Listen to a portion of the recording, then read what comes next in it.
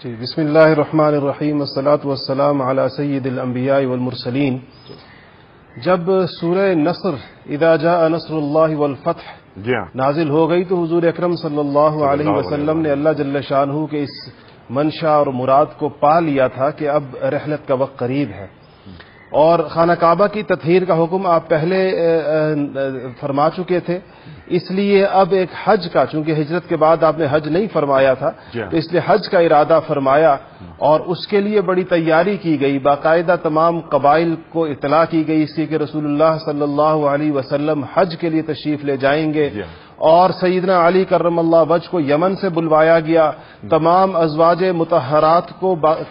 کو رفاقت کی خوشخبری دی گئی، اور یہ پوری ایک تیاری کے ساتھ 25 ذی القعدہ کو جس کا اعلان ہوا تھا اور تاریخ متعین ہوئی، تو جب آپ نکلے تو آپ کے جلوں میں ہزاروں محبین ساتھ تھے، جو بڑھتے بڑھتے یہ تعداد جب مکہ مکرمہ پہنچی ہے تو ان کی تعداد 1,24,000 یا 1,40,000 یا 1,44,000 کے لگ بھگ تھی، جیسا کہ روایات میں تعداد مختلف آئی ہے.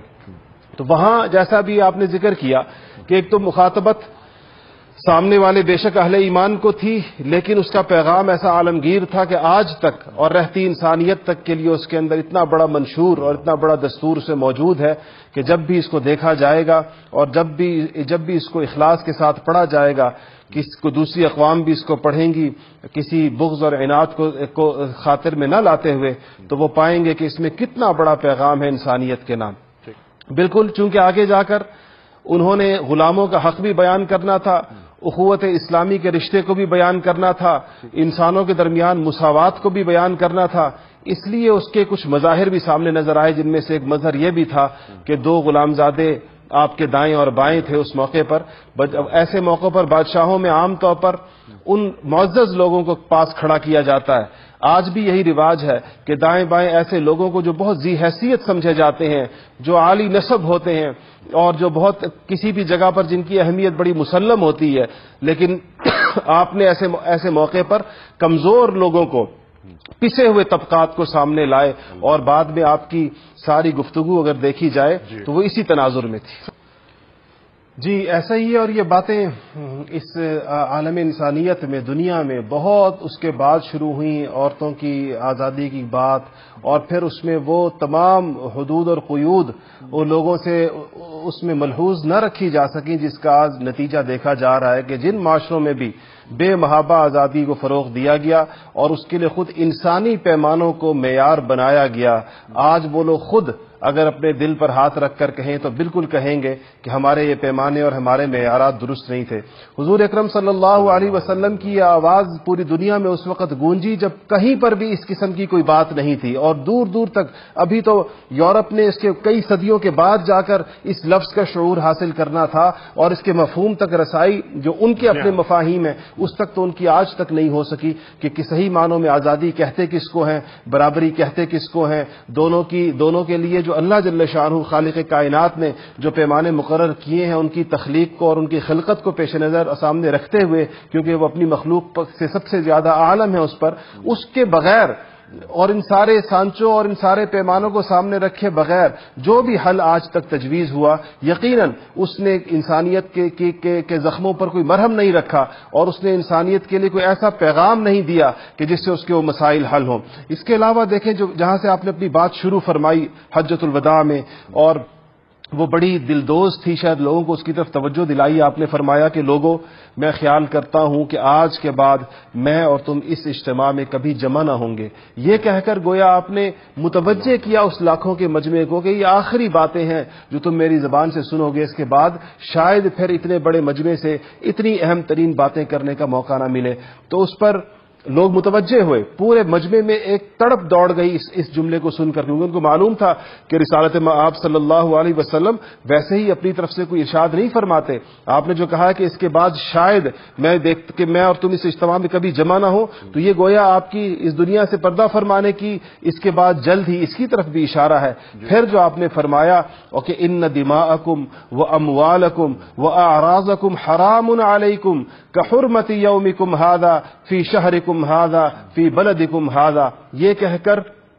کتنی بڑی چیزوں کی حفاظت کی ذمہ داری اور کتنی بڑی چیزوں کو ایک حرمت عطا فرمائی آپ نے کہ تمہاری جانیں ایک دوسرے کے لیے اور تمہارے اموال ایک دوسرے کے لیے اور تمہاری عزتیں، وفی روایت واعراضکم، اور اس میں تمہاری عزتیں ایک دوسرے کے لیے، اس کا ایک دوسرے پر ایسے ہی حرام ہے، اور جس طرح اس شہر کی حرمت ہے، اس دن کی حرمت ہے اور اس جگہ کی حرمت ہے۔ یہ کہہ کر جو آپ نے پوری دنیا کو جو پیغام دیا ہے، آج بھی میں کہتا ہوں اس میں سے اس خطبے کے ہمارا آج کا وقت شاید متحمل نہ ہو کہ ہم اس کے تمام نکات پر گفتگو کریں، لیکن ان 7-8 بڑی بڑی باتوں پر ہی اگر ہم لوگ کہ یہ جن 3 چیزوں کی حرمت آپ نے ارشاد فرمائی، آج عالم انسانیت میں جو پریشانیاں ہیں وہ اسی کی حد کے حرمت کی وجہ سے ہے، وہ انہی حرمتوں کے پامال ہونے کی وجہ سے ہے۔ قتل و غارت کا بازار اسی وجہ سے گرم ہے، آج لوگ ایک دوسرے کے دشمن اسی وجہ سے ہوئے ہوئے ہیں، آج جو غربت، افلاس اور مختلف چیزیں معاشرے پھیلی ہوئی ہیں، اس کی ایک وجہ بھی یہی ہے۔ اس خطبے میں جس کے نکات ملتے ہیں، اس کے ایک نقطہ ایسا ہے جو اس وقت کی دکھی انسانیت کے تمام زخموں کا اور تمام پریشانیوں کا علاج ہے۔ جی، اس میں یہ بظاہر کہنے میں ایک جملہ ہے، لیکن یہ در حقیقت اس زمانے میں اور اس کے بعد کے زمانوں کے لیے بھی بہت بڑے بڑے فسادات کا دروازہ بند کیا گیا۔ عرب میں جو خون ریزی ہوتی تھی اس کی 2 بڑی وجوہات ہوتی تھی، ایک تو یہ تھا کہ بدلے لیے جاتے تھے جو ختم نہیں ہوتے تھے، صدیوں تک چلتے تھے، اور دوسرا سودی لین دین ایک ایسا گنجلک چکر تھا کہ جو اس میں پھنس جائے چونکہ وہ اس سے نکل نہیں پاتا تھا، اس لیے پھر ان پیسوں کی وصولی کے لیے باقاعدہ مسلح جنگیں بھی ہوا کرتی تھی کہ جو جس کا ذمہ پیسہ ہو گیا بڑھتا چلا گیا یہاں تک کہ وہ ایک ایسے مرحلے پر پہنچ گیا کہ وہ اس کی ادائیگی سے قاصر ہو گیا۔ تو یہ بھی جنگوں کی ایک بڑی بنیاد بنا کرتی تھی۔ آپ نے دونوں بنیادوں پر، یعنی ایک طرف معاشی ناہمواری اور اس کے نتیجے میں اموال کی غیر منصفانہ تقسیم اور ظلم کا نظام، اس پر بھی چوٹ لگائی یہ فرما کر، اور دوسری طرف آپ نے خون ریزی کا ایک اور دروازہ بند فرمایا کہ کہا کہ یہ 2 بڑی وجوہات ہیں تو میں اپنے گھر سے ابتدا کرتا ہوں۔ میں ہمارے خاندان کے شیر خوار بچے کو حذیل نے مارا، قتل کیا، اس کو میں ربیعہ ابن حارث کے بچے کا خون، اپنے گھر کے بچے کا خون معاف کرتا ہوں۔ اور دوسری بات، تمہارے یہاں خون ریزی اور تمہارے یہاں معاشی ناہمواری اور تمہارے یہاں ظلم کی ایک بڑی وجہ سود ہے، تو میں اپنے گھر سے ابتدا کرتا ہوں اور اب میں سارا وہ سود معاف کرتا ہوں جو میرے چچا کا لوگوں کے ذمے ہے، جتنا بھی اس کی جو لوگوں نے ان کی ذمہ ادائیگی کرنی، تو اپنے گھر سے دونوں چیزوں کی ابتدا فرمائی اور دروازے بند فرما دی آئندہ رہتی انسانیت تک کے لیے کہ آئندہ جب یہ نہیں ہوگی یہ فساد کی جڑ، تو اس کی وجہ سے خون ریزی بھی نہیں ہوگی، اور جب یہ نہیں ہوگی تو وہ ناہمواریاں معاشرے میں جنم نہیں لیں گی جس کا آج ہم اس وقت اس مادیت پرست معاشرے میں اور اس وقت جو کیپٹلزم کے نام سے دنیا کو نظام دیا گیا ہے، جو سود کے ہی ساری بنیادوں پر جس کو اٹھایا گیا ہے، اس کے نتائج آج ہم دنیا میں دیکھ رہے ہیں کہ ایک طرف غربت کا وہ عالم کے مائیں خودکشیاں کر رہی ہیں، بچوں کو چھاتی سے لگا کر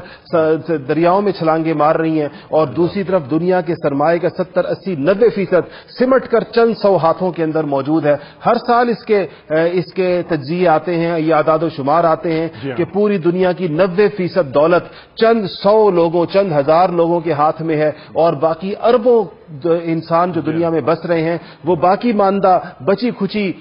چیزوں کے وہ مالک ہیں۔ تو یہ جو ایک معاشی ناہمواری ہمیں معاشرے میں نظر آ رہی ہے آج، اس کی شاید اپنی پوری انتہا پر نظر آ رہی ہے، یہ حضور اکرم صلی اللہ علیہ وسلم کے اس ارشاد سے روح گردانی کا نتیجہ ہے۔ اگر 1400 سال پہلے عالم انسانیت، ساری کی ساری عالم انسانیت نے اس ارشاد پہ کان دھر کے اس پر عمل کیا ہوتا اور معاشی مساوات اور قرآن اور سنت کے اصولوں کے مطابق اپنی کی بتائی ہوئی تعلیمات کے مطابق اپنے معاشی نظام کی بنیادیں رکھی ہوتی تو آج اس سے کہیں زیادہ 1000 درجے بہتر مناظر دیکھنے کے لیے ہوتے ہمارے۔ نبی پاک صلی اللہ علیہ وسلم کے فرمایا کہ لا فضل لعربی علی عجمی ولا لعجمی علی عربی ولا لابیض علی اسود ولا لاسود علی الابیض الا بالتقوی، سوائے تقوی کے الناس من آدم وآدم من تراب، فرمایا تم سارے آدم علیہ السلام کی اولاد ہو، اور آدم علیہ السلام کو اللہ جل شانہ نے مٹی سے پیدا فرمایا، اور کسی کو جو بھی کوئی صورت ہو سکتی تھی تفاضل کی اس کی طرف اشارہ فرما دیا کہ کسی عربی کو عجمی پر اس زمانے میں بھی، اور آج بھی آپ نے درست اشارہ فرمایا کہ شاید امت مسلمہ میں اگر دیکھا جائے تو پہلی اور بنیادی بہت بڑی تفریق جو سمجھی گئی وہ عربی اور عجمی کی تھی، اسی کو ختم فرمایا، اور ابیض اور اسود میں رنگوں کی طرف اور اگر اس کی بلاغت کی طرف جائیں تو ہر قسم کی کمی جو ہوتی ہے اس کو سیاہی کی طرف اس کو منسوب کیا جاتا ہے، اور ہر قسم کی اچھائی جو ہوتی ہے اس کو سفیدی کی طرف منسوب کیا جاتا ہے۔ تو آپ نے بڑے بلیغ لفظ استعمال فرمائے کہ ہر قسم کی کسی بھی قسم کی کمیوں والوں کو، کسی بھی قسم کی اونچائیوں والوں پر جو معاشرے میں جو بھی پیمانے طے ہو جائیں رہتی دنیا تک، ان کو ایک دوسرے پر تقوی کے علاوہ فضیلت کی کوئی شکل نہیں ہوگی، کوئی بھی کسی کے اوپر برتر نہیں سمجھا جائے گا۔ کتنی ایک جملے میں کتنا بڑا جہان بند ہے، ایک جملے میں کتنی بڑی بات ہے، اور انسانیت، اس سے سکتی انسانیت کو آج دیکھیں، اس کے کتنے مسائل کا اس میں حل ہے، اور مسلمانوں کے لیے خاص طور پر اگر الگ سے بھی دیکھا جائے تو ان کی کتنی ساری آج کی مختلف قسم کی آوازیں، آج عصبیت کی کون سی شکل ہے جو بدقسمتی سے ہمارے اندر موجود نہیں، مذہب کے نام پر بھی عصبیت، صوبے کے نام پر بھی عصبیت، قوم کے نام پر بھی عصبیت، زبان کے نام پر بھی عصبیت، جو شکلیں ہو سکتی تھی ایک دوسرے سے ٹوٹنے کی، ایک دوسرے سے جدا ہونے کی، تفرقے اور انتشار کی اور خلفشار کی اور اختلاف کی، وہ ساری آج ہمارے اندر آ گئیں۔ حالانکہ ہم تو اس نبی پاک کے امتی اور نام لیوا ہیں جس نے یہ پیمانہ ہمارے سامنے رکھا کہ اگر تمہارے اندر کوئی اونچا سمجھا جائے گا تو اللہ کے خوف اور خشیت اور تقوی کی وجہ سے سمجھا جائے گا، اس کے علاوہ کوئی پیمانہ نہیں ہوگا اونچائی کا اور بڑائی کا۔ اگر آج تھوڑی دیر کے لیے ہم سوچ لیں کہ ہم اسی پیمانے کو پیمانہ بنا دیں تو کیسے کتنے دنیا کے بڑے بڑے بت ٹوٹ جائیں گے، کتنے ظلم کی اٹھائی ہوئی کتنی دیواریں ڈہ جائیں گی، اور کیسے تصورات زمین بوس ہو جائیں گے، اور نفرتوں کی کتنے قلعے مسمار ہو جائیں گے اگر اسی اصول کو بنیاد بنایا جائے جو حضور اکرم صلی اللہ علیہ وسلم نے اپنی مبارک زبان سے ارشاد فرمایا۔ میں عرض کرتا ہوں کہ آج ہم سارے کام کریں، وہ سارے لوگ جو اس کو سن رہے ہیں اور ہم سارے لوگ بھی اور ہمارے سارے ناظرین بھی، کہ ہم تھوڑی دیر کے لیے یہ محسوس کریں اور چشم تصور سے ہم اس کا تصور کریں کہ حضور اکرم صلی اللہ علیہ وسلم اپنی مبارک اونٹنی قصوہ پر اسی طرح تشریف فرما ہے اور ساری عالم انسانیت کو خطاب فرما رہے ہیں۔ جو لوگ عربی سمجھتے ہیں وہ اس خطبے کا عربی متن، اور جو عربی نہیں سمجھتے وہ اس کا اردو ترجمہ سامنے رکھ کر دیکھیں، اپنے آئینے میں اپنے آپ کو سامنے رکھ کر دیکھیں کہ حضور اکرم صلی اللہ علیہ وسلم اس سے مجھ سے کیا ارشاد فرما رہے ہیں اور کیا نصیحت فرما رہے ہیں، اور پھر اس کو مجھے یہ ذمہ داری بھی عطا فرما رہے ہیں کہ جس تک یہ پہنچ جائے یہ باقیوں تک پہنچائے۔ یعنی ہم جو امت ہے، میں دو چیزیں چھوڑ کر جا رہا ہوں جی، جب تک تم پکڑے رہو گے تم کبھی بھی